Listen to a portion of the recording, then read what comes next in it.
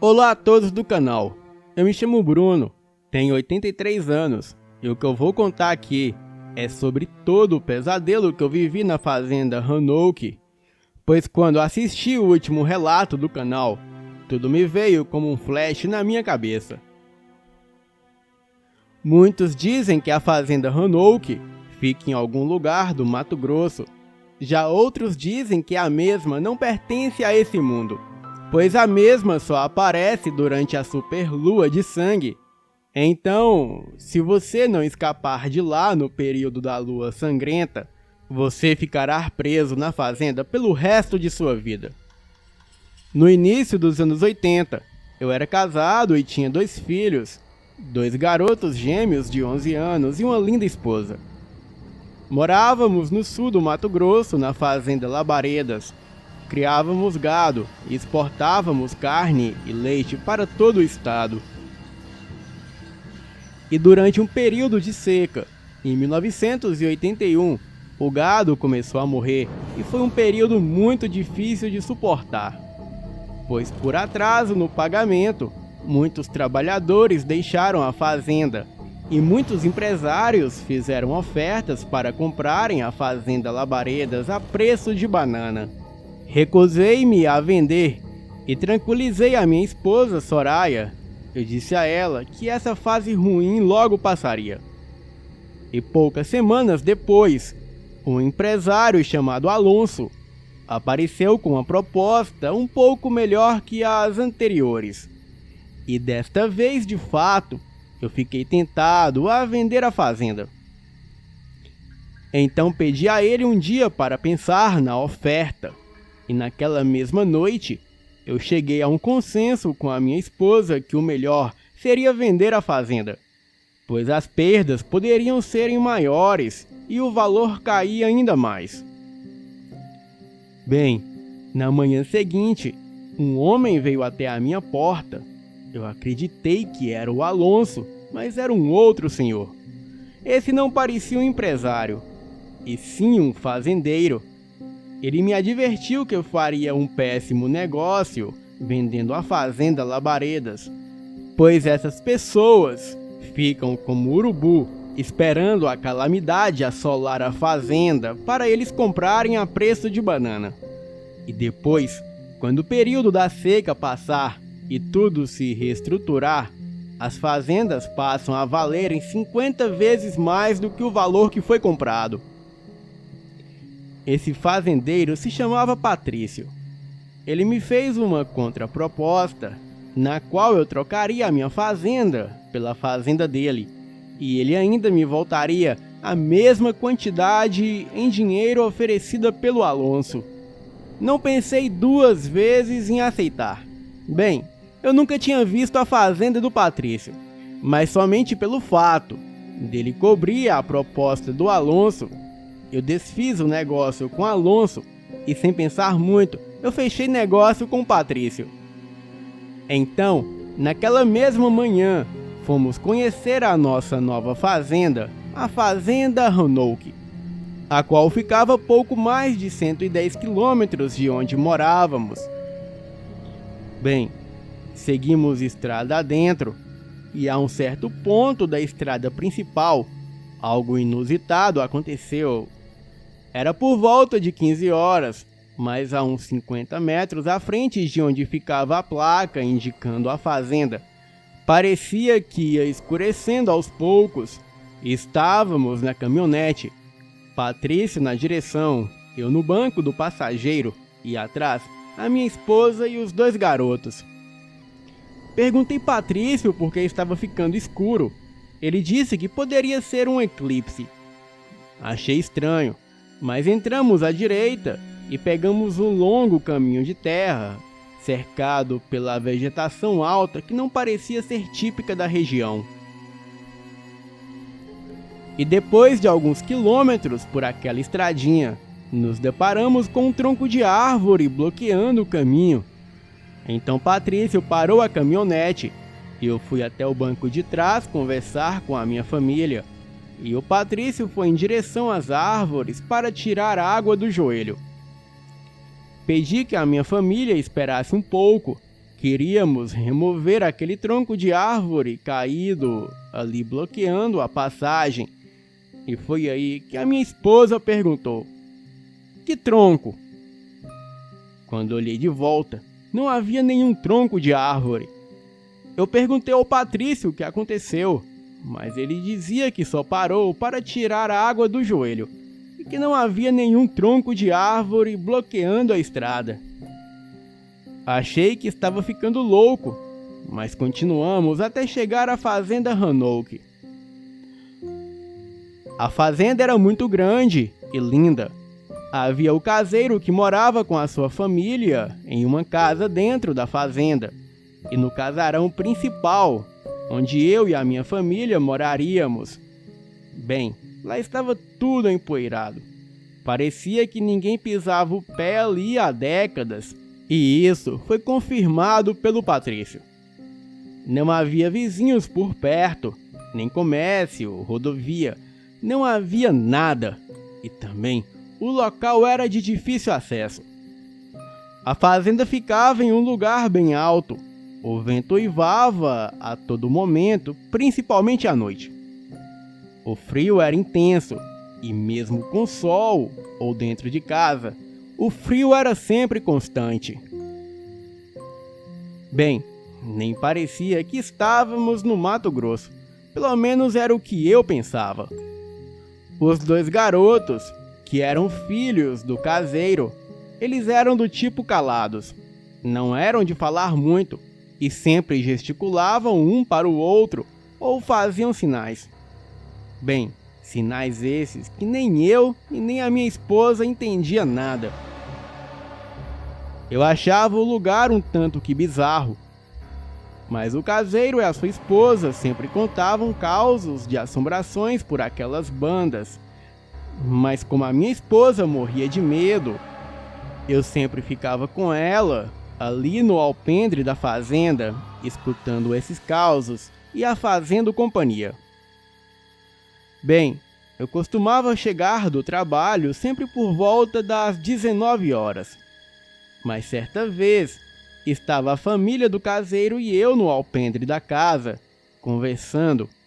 Então, ouvimos a porteira se abrir e escutamos ela se fechar, e em seguida, o trotar de vários cavalos. Eu achei que poderia ser o Patrício, pois ele morava em uma fazenda, digamos, perto dali. Observei atentamente, mas nada dele aparecer. Esperamos mais um pouco e nada, até que todo o barulho cessou. O caseiro e seus filhos foram até a porteira, mas a mesma estava fechada e não havia ninguém, nem cavalo, nem nada. E como estava escuro, não podemos ver direito, mas os barulhos eram nítidos. Os filhos do caseiro eram dois meninos da mesma idade dos meus, mas eram crianças estranhas, do tipo estranhas mesmo, que quando você aparecia, eles paravam o que estavam fazendo, te encaravam e depois se entreolhavam e corriam. Mas com o tempo, eles se tornaram amigos dos meus filhos, e os meus filhos também começaram a se tornarem estranhos. E durante um tempo, a minha irmã saiu de casa e veio morar com nós na fazenda. Conta ela que certo dia, era uma sexta-feira de lua vermelha, e então ela estava lá fora na fazenda recolhendo os cavalos no curral. E mesmo sendo noite de lua clara, a fazenda ficava totalmente escura, devido à lua ser avermelhada e às nuvens que a cobria. Mas a minha irmã nunca teve medo de andar por lá, pois ali era uma região um tanto segura. E nesse dia, depois dela andar metade do caminho para o curral, ela notou que a cruz, no alto da igrejinha que ficava ali mesmo na fazenda, estava de cabeça para baixo. Ninguém sabe quem foi o autor, mas não era obra desse mundo. Mas o certo é que sempre que ela se aproximava da igrejinha, a temperatura caía e fazia mais frio que o normal. Bem, ela então olhou para a floresta que ficava ao lado da fazenda e atrás daquela igrejinha, e foi onde ela viu umas crianças brincando com algo que parecia ser um jumento. Ela então notou que eles não estavam brincando com aquele animal, e sim o maltratando. O jumento relinchava, enquanto as crianças jogavam pedras e chutavam ele. Ela achou estranho aqueles garotos ali, àquela hora da noite, mas resolveu ir até lá e dar um fim naquilo. Ela gritou para os meninos deixarem o jumento em paz. Então os 3 garotos que estavam lá pararam e olharam para ela. E ela disse: "É vocês 3, parem com isso, isso é uma covardia." E enquanto ela se aproximava, os 3 garotos se entreolharam e cochicharam alguma coisa que ela não pôde ouvir. Então, o jumento aproveitou que a atenção deles não estava mais no jumento e o animal saiu correndo. E quando ele fez isso, a nuvem que bloqueava a luz da lua se dissipou de onde estava, e então a lua cheia avermelhada clareou tudo em volta. E quando tudo ficou claro, o coração dela quase parou. O que parecia ser 3 garotos, não eram 3 garotos. Eram 3 seres apavorantes com a aparência de crianças. A única descrição que mais se aproxima era o Sméagol do Senhor dos Anéis. Eles estavam vestidos trapos. Não tinham mais do que 1,20 m de altura. Eram muito magros e os ossos da coluna pareciam sair da pele. E não tinham cabelos. Quando ela viu aqueles bichos na mata, a poucos metros dela, ela entrou em pânico. E os cavalos que circulavam pela fazenda, eles saíram correndo e todos entraram voluntariamente no curral. Uma daquelas criaturas gritou alguma coisa e os outros 2 responderam algo. A minha irmã não entendeu nada, mas a voz deles era algo muito assustador. Uma voz muito grave e profunda, e muito grossa, que parecia ser proferida por um gigante, mas saindo de criaturas que pareciam crianças. Ela correu o mais rápido que pôde e entrou em casa apavorada. No dia seguinte, ela, ainda muito assustada, arrumou as suas coisas, deixando a fazenda, e disse que voltaria para a cidade. Mas o certo é que depois daquele dia, eu nunca mais a vi novamente. Certa vez, conta a minha esposa que todos os dias ela ouvia eu a chamar pelo lado de fora da casa, mas sempre que ela ia ver não era ninguém. Então, um certo dia, ela tomou um banho e foi deitar no nosso quarto e acabou pegando no sono. Isso enquanto eu e as crianças ouvíamos rádio na sala. O quarto era grande e tinha mais ou menos 10 metros por 15. Tinha uma cama de casal enorme, uma janela, uma penteadeira e um armário. Não tinha muitos móveis, ou seja, ninguém se perderia em um quarto daquele.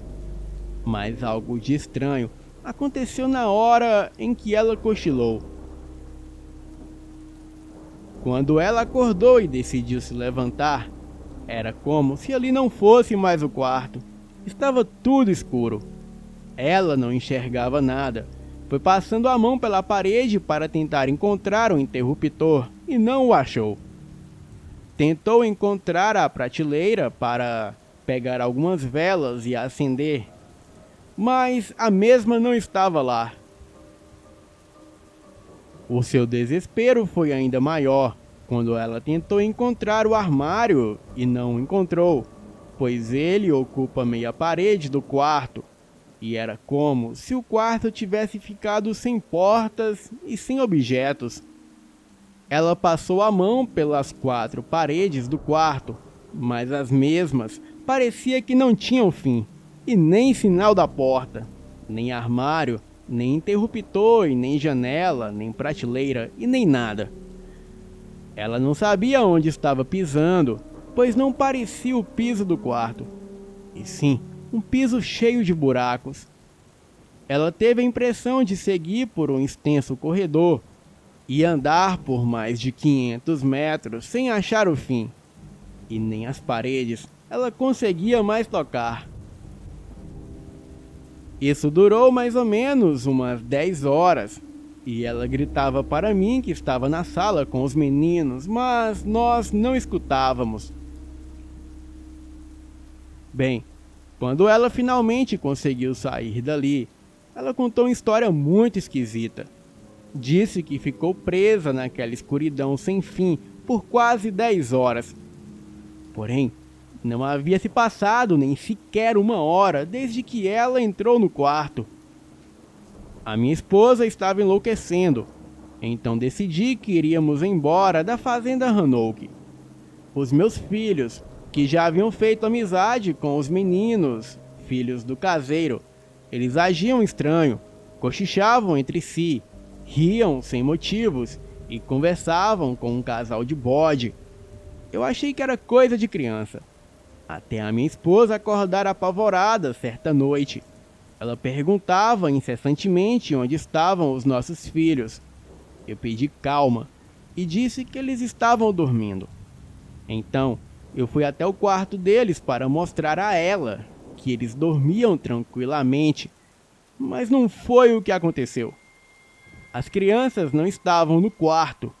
A minha esposa disse que sonhou que o caseiro e a sua esposa era o casal de bode que os nossos filhos conversavam sempre, e que eles haviam raptado os nossos garotos. Eram quase 2 da manhã, a lua vermelha iluminava o céu. Saímos atrás das crianças, mas sem sucesso. Então peguei a caminhonete e fomos até Sinop, que era a cidade mais próxima, comunicar à polícia. E enquanto seguíamos pela estradinha de terra que levava para fora da fazenda, aquele maldito tronco de árvore estava ali bloqueando a estrada. Tivemos que descer para remover aquele tronco, mas enquanto fazíamos isso, vimos várias pessoas com tochas nas mãos saírem do mato e se aproximarem. Todos usavam um manto negro e pareciam serem pessoas velhas. Assim que removemos o tronco, eu consegui entrar rapidamente no carro, mas infelizmente eles puxaram a minha esposa no momento que ela entrou no carro. Eu fui um covarde. Ainda com a porta aberta, eu acelerei a caminhonete e consegui sair dali. Cheguei a Sinop, avisei a polícia, mas eles fizeram pouco caso de tudo. Então, 2 dias depois do ocorrido, eu reuni todos os meus antigos capatazes da minha antiga fazenda Labaredas, pois apesar de não trabalharem mais para mim, todos eram meus amigos, e combinamos de voltarmos armados para a fazenda Hanouk. Éramos 7 homens armados até os dentes.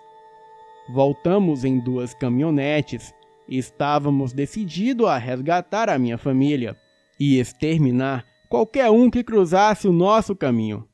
Bem, Fael, o desfecho dessa história eu trarei na segunda parte desse relato. Boa noite.